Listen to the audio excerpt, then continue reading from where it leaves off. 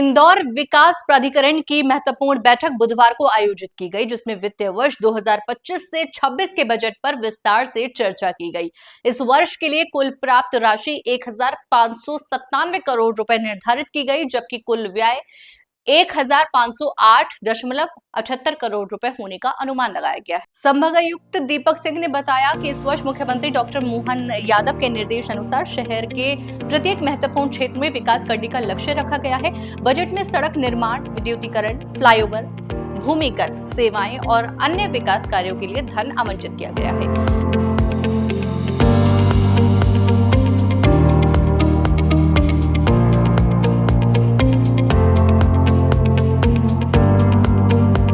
इसके अलावा वर्ष 2028 में उज्जैन सिंहस्थ के लिए सुगम यातायात हेतु MR 12 मार्ग और 6 लेन रेलवे ओवरब्रिज के निर्माण को भी मंजूरी दे दी गई है। संभागायुक्त दीपक सिंह और निगम कमिश्नर शिवम वर्मा ने बताया कि आर्थिक रूप से कमजोर वर्गों के लिए प्रधानमंत्री आवास योजना 2.0 के तहत 25 करोड़ रुपए का प्रावधान किया गया है। इसके अलावा स्मार्ट आंगनबाड़ी, सुपर कॉरिडोर सौंदर्यकरण, रिवर फ्रंट डेवलपमेंट और मंदिर जीर्णोद्धार जैसे कार्यों के लिए बजट तय किया गया है। इंदौर विकास प्राधिकरण का बजट आज जो प्रस्तुत किया गया है वो 1508 करोड़ का ये बजट है।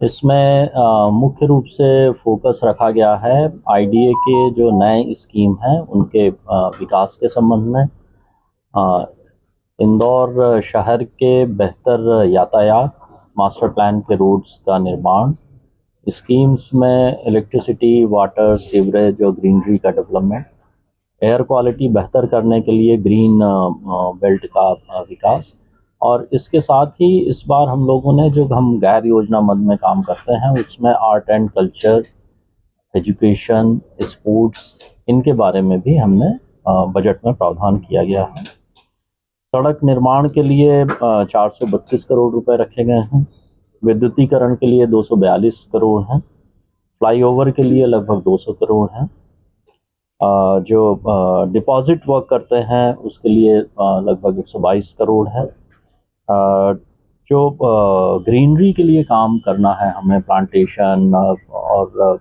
हरित क्षेत्र विकास के लिए, उसके लिए 38 करोड़ रखे गए हैं।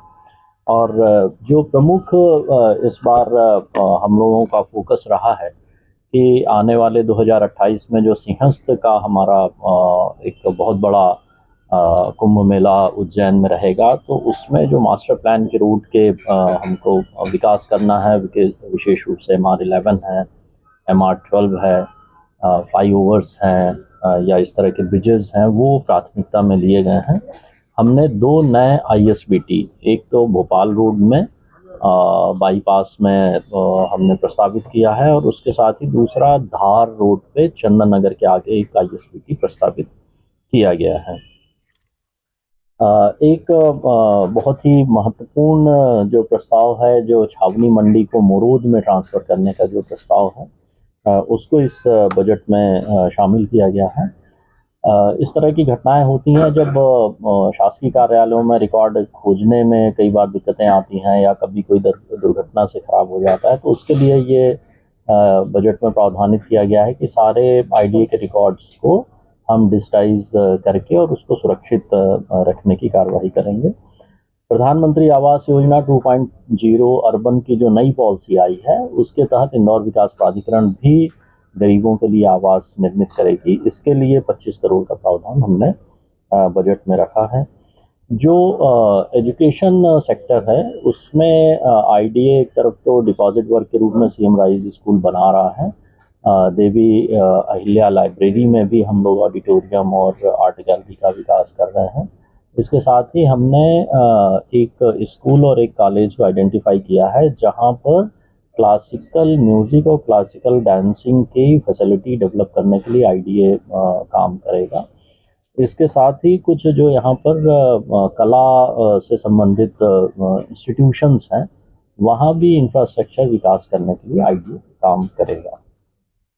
इसी तरह से हम लोगों ने ये भी तय किया है कि एक आंगनबाड़ी और एक प्राइमरी स्कूल जो आर्थिक रूप से कमज़ोर वर्ग के क्षेत्रों में स्थापित हैं, उनको स्मार्ट स्कूल और स्मार्ट आंगनबाड़ी में हम लोग बनाने की कोशिश करेंगे। तुलसीदास राम मंदिर का एक काम आईडी ऑलरेडी कर रहा है। इसके साथ ही जो पंडरीनाथ और इंद्रेश्वर महादेव का जो मंदिर है, इसके पुनर्विकास का कार्य भी इंदौर विकास प्राधिकरण द्वारा इस वर्ष लिया जाएगा।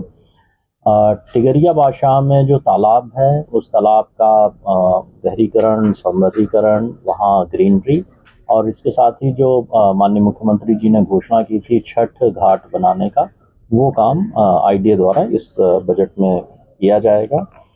इसके साथ ही जो रॉबर्ट नर्सिंग होम है, वहाँ पर एक लगभग 18 करोड़ के भवन का निर्माण होना है, जो डिपॉजिट वर्क के रूप में होगा। इस काम को भी आईडीए करेगा।